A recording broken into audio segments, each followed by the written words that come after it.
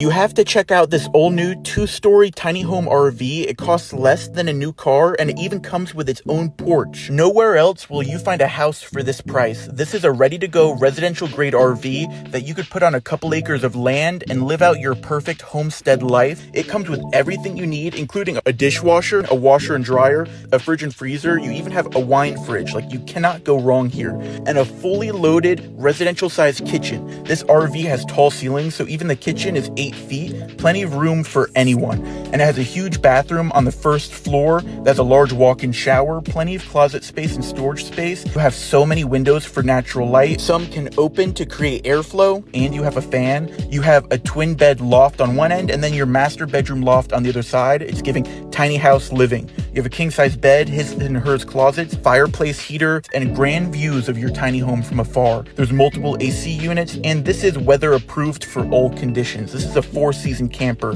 Bring it to your favorite campground for a seasonal or annual site. Put it by the lake and have the perfect summer hangout. From Airbnbs all the way to your own home, this is the all-new 2024 Dutchmen Aspen Trail Loft 260TH. This RV is a dream come true.